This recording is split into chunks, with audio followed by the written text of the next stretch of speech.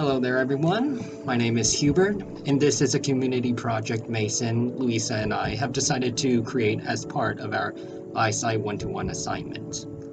Our topic will be on an aspect of Duchenne muscular dystrophy, a disorder characterized by muscle damage and atrophy due to an absence of the protein dystrophin. In particularly, we want to focus on DMD within the physical therapy perspective due to the fact that there is a perspective of DMD our class has not covered so far. While new technologies and physiological treatment pathways we've discussed in class can alleviate and possibly even cure DMD in the future, we believe it is also our current physical therapies and other aspects of clinical care that help today's DMD patients maintain health and quality of life. We therefore want to shed more light on physical therapy through exploring the interactions between the physical therapist and patients. DMD is a disorder that is treated with multidisciplinary care, and we feel it's necessary to bring a relatively unknown perspective to DMD in order to gain a better appreciation for one of the many moving parts of clinical care for DMD patients, which we hope will translate into an involvement in further development in these areas for DMD patients in the future. With that said, we were fortunate enough to interview a physical therapist, Lauren Freitas, who has had experience working with a few DMD patients in the past. Playing the interview between Mason and Lauren now. Perfect. All right, Lauren, go ahead and tell me a little bit about yourself. All right, so I have a doctor of physical therapy. I went to USC for my grad degree. I got into PT. I was a bio major at University of San Diego, so I knew I wanted to do something in the health profession, but didn't really know what. I kind of did some rotations at the ER and like a family practice, like general practitioner, and I liked the medical component, but I felt like I didn't really get enough time with patients. And then when I discovered like a physical therapy clinic, you have a lot of the aspects of the medical profession. So you still get to use your brain, and you're using science and anatomy and all of the things that I loved. But you actually get to see your patients like 2 or 3 times a week for an hour, and you get to watch the progress versus in most medical professions, you see your patients for maybe 10 minutes max, and then you hopefully don't see them again.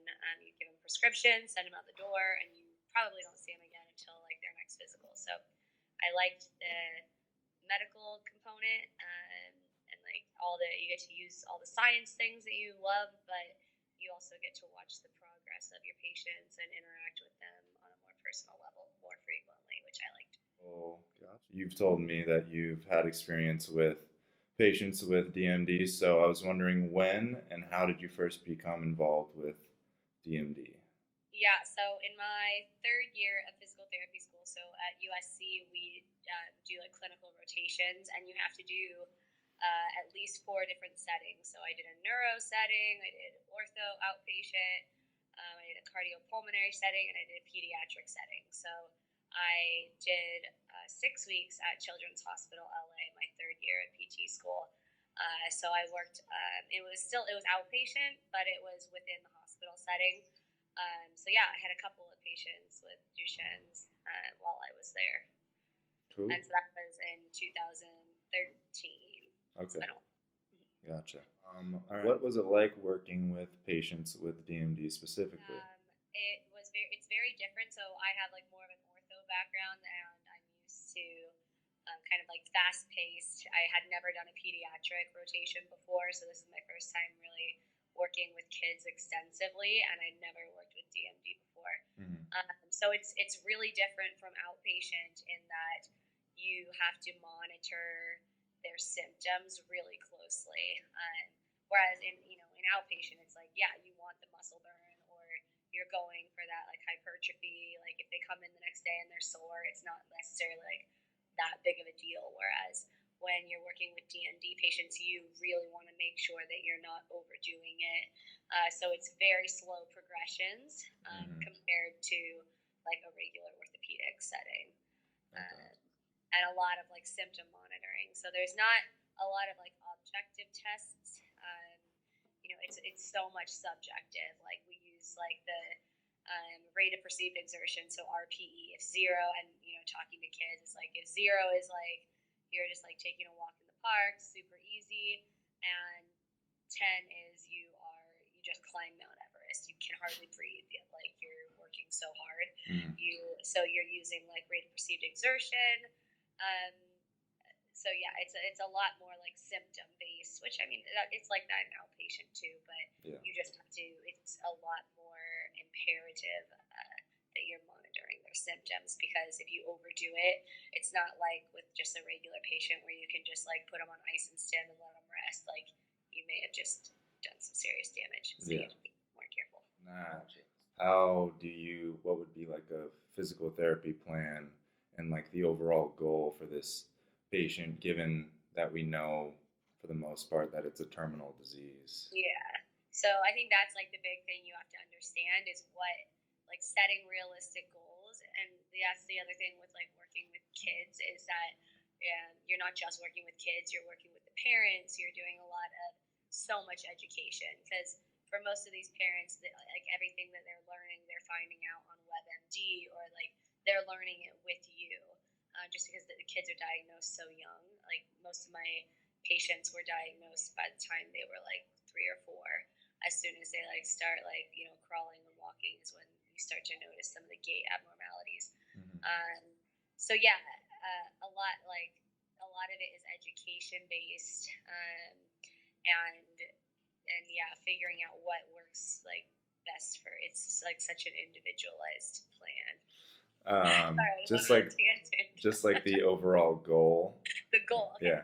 So it's a progressive. It's a progressive disease, right? Yeah. So our goal is not to like, build them muscle bulk, because that's not going to happen. So setting the expectations from day one. Just your goal is not necessarily hypertrophy. It's just minimizing the atrophy, or slowing down the progression of the disease as much as you can. So maintaining the mobility that they have, because what they have right now is probably, in that current moment, that's probably the best they're gonna be. So it's understanding that you may not see the strength gains or the range of motion gains.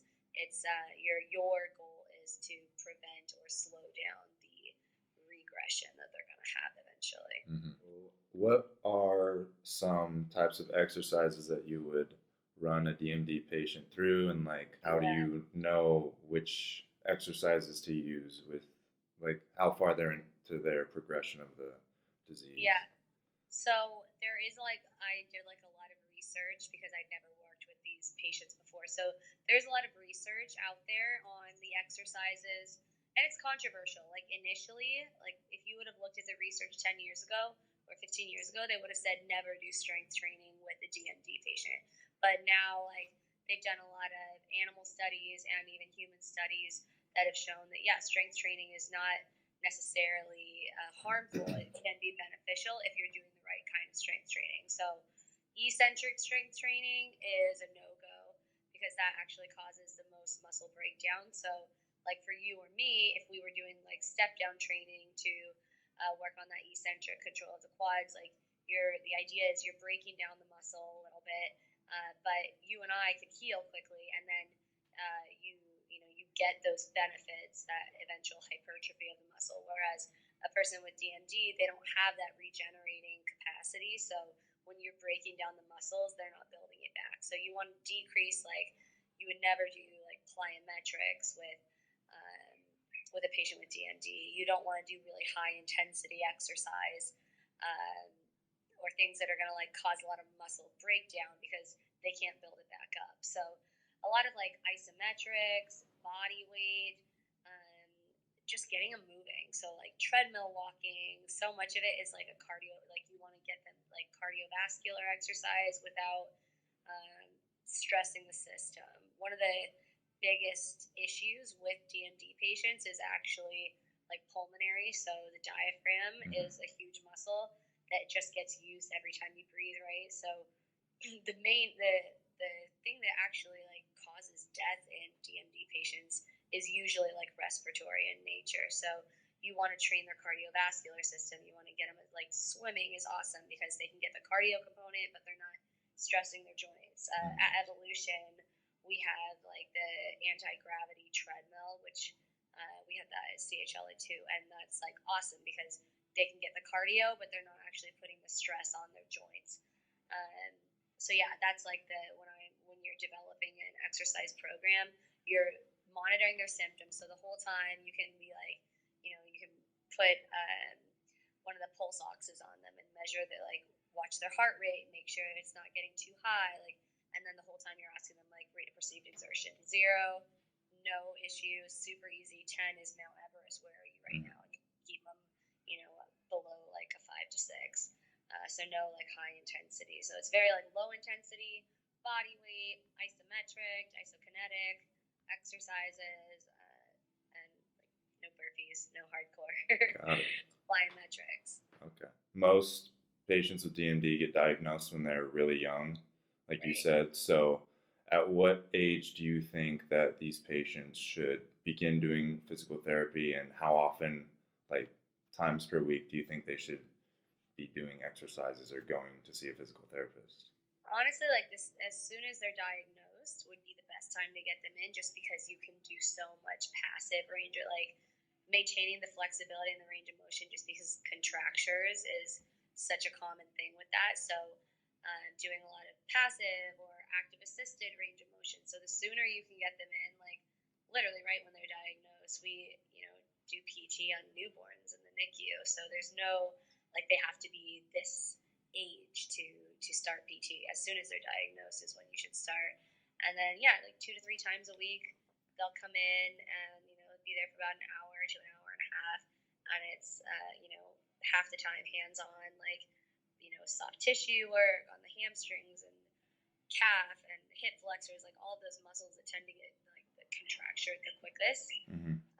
And then getting them started on like exercise, or even if it's just like walking, cardiovascular, like starting there. But yeah, there's no like age, and like there's no age too young. So honestly, I would say as soon as they're diagnosed, get them in.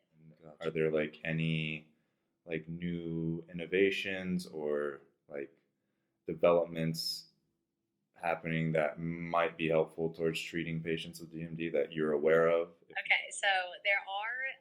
That's the thing with when you're working in a PT setting for a disease like this, it's such a multidisciplinary approach, right? So you're, at least in the hospital setting, and most of the times when you're working with DMD kids, it's probably going to be like a hospital-based outpatient, but you're working with their orthopedist, you're working with a cardiologist, a pulmonologist. So understanding like that it's not just PT, there's so many other factors that you're dealing with, and you're conversing with all of them and making sure, okay, so how is their pulmonary function, what were their what's the inflammation, they can measure the inflammation with, they'll take their blood, so you want to make sure that after PT they're not having a lot of inflammation within the body, because that signals muscle breakdown. So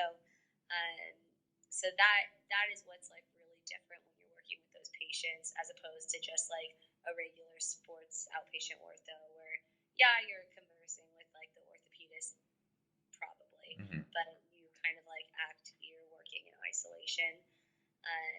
So that was actually a kind of a cool thing, because you felt like you were part of like their care team. So I liked that part. I liked the multidisciplinary approach to PT, because it didn't feel so isolated, and it validated like what you're doing is so important to their day-to-day life, and like something as simple as like getting up out of bed, like a sit to stand that we take for granted. Like you get to see like so many, you celebrate like a lot smaller victories. I enjoyed that part of it, but I mean it's hard that you don't like, I'm like a numbers person, and I want to see progress, and like I want to measure the strength day 1 and then measure it day 20 and see a difference, and like you don't have that, so you have to measure your success or your patient's success by different scales. So you're not, if it was like you coming into the clinic and shoulder pain or whatever, I would measure your shoulder strength with a dynamometer, and I would want to make sure that we were increasing strength. And like that's not going to happen with a DMD patient. So it's yeah, I loved it, and I loved a lot of aspects of it, but a lot of it's hard because you don't necessarily see gains, and you actually, like, over the course of time, you can watch a lot of regression or decline, and it's hard not to take that personally, or like, what could I be doing better? Because it's just the nature of the disease. Do you mind sharing any personal patient experiences working with DMD? Yeah, I saw a couple, like, I saw patients at various stages. So, like, I saw a kid who was in, like, what's called the late ambulation phase. So he was, like, towards the end of being able to walk on his own and about to have to go into a wheelchair. And so that was really hard for the parents. It was hard for the kid, like, to understand, like, okay, I'm not going to be able to walk to class anymore. I'm going to have to be in a wheelchair. So watching that transition was that was something I'll always remember, just because, like, the little things that you take for granted, like being a kid and, like, carrying your backpack and, like, watching this kid, like, he can barely hold himself up because the posture is so impaired when they have DMD. Like, they lose so much trunk stability. They usually lose, like, more proximal muscles and then distal. So something as simple as, like, sitting up in a chair was really hard for him, like, in a classroom setting. So yeah, that was a big, like, learning experience for me, and, like, watching him go through that. But also, once he got into the wheelchair, he had to kind of reframe like what his life was, right? So he loved watching soccer on TV and wanted to play soccer, but could never, like, fully play soccer because he couldn't run. He couldn't, like, hardly hold himself up. But then seeing him, once he got into the wheelchair, his parents, like, really started showing him, like, Special Olympics and look at all the things you can still do in a wheelchair. And so kind of reframing, okay, yeah, you're not going to play soccer like the traditional soccer, but look at these guys in wheelchairs still playing basketball and soccer. Like, you can still totally do this. You still have control of your arms, your upper body, because yeah, you're watching that decline, and you're just but they're still kids. I mean, it doesn't. He's still a 7-year-old kid that wants to do what 7-year-olds do. So yeah, that was, like, I will always remember that kid, because you watched him, like, when I first started working with him, he was walking, and by the end, he was in a wheelchair, and watching the, like, psychologic effects, like, he was depressed and sad, and he felt ostracized, and he wasn't living how he thought he should live. And then him learning, like, okay, I'm in a wheelchair, but I can still do a lot of the things that I did before. Maybe it looks different, but so yeah, that's like a really cool part of PT, is, like, you're with your patients through so much. It's not just, like, a one and done, send them out, give them a prescription, and, like, see you later type thing. Like, you are, like, in the struggle with them, which is cool, and it's hard at the same time. Yeah, we'll just reiterate, what are some of the challenges that you faced working with a DMD patient? And yeah, I think, like, it's just like that.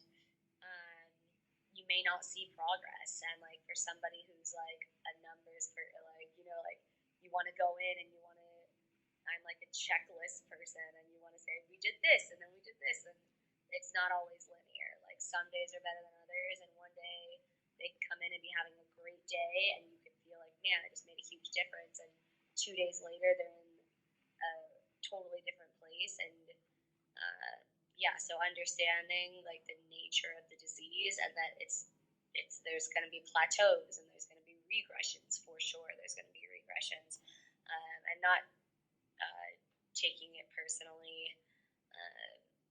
Yeah, I mean, that's the hard part, is, like, with our profession, you take your work home with you. Like, as much as you can say, like, yeah, like, once you leave the office, just, like, leave it there, you don't. Like, I mean, dealing with death is really hard, and dealing with death in kids is impossible. And you see that when you're dealing with these type of diseases. I mean, now, with, like, they use corticosteroids, and there's a lot of, like, clinical trials going on right now for medications that could potentially slow down the process. And these kids are now living into potentially into their 30s and 40s, but sometimes they don't. And so that was like the hardest thing for me. I'd never really dealt with death. I mean, in ortho, nobody, very rarely do your patients die of a rotator cuff strain. Yeah.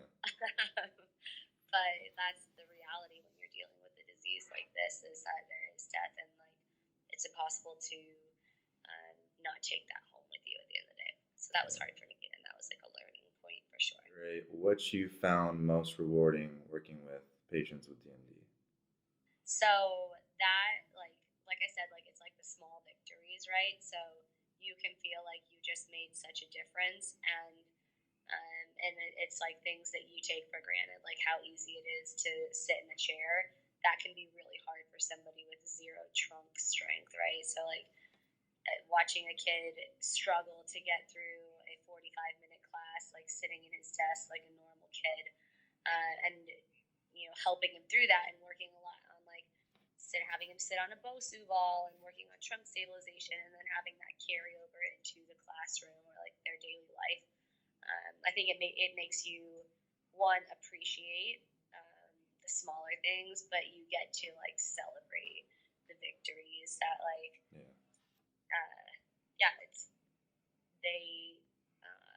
there's a lot more limitations in the things that they can and can't do, and it has so much carryover into their daily life, like walking upstairs to get to class, or rolling their wheelchair across, like having the arm strength to roll their wheelchair. So you get to celebrate smaller victories and like celebrate with them and see the impact that like things that you're working on directly in the clinic, how that carries over into their daily life. So that's cool. Well, thank you for your time, Lauren. I appreciate the interview and all the information. No problem. All right. Thank you for watching our interview, and special thanks for Lauren for taking the time to allow us to interview her on the experiences she had working with her DMD patients. I hope that you gained a better insight and appreciation for physical therapy aspects of DMD care, and we hope that our project will shed some light on one of the several aspects of multidisciplinary care for DMD, and hope to foster further improvements and developments for those areas in conjunction with other disciplines in DMD clinical care. Thank you for listening, and I hope you all have a good day, and goodbye.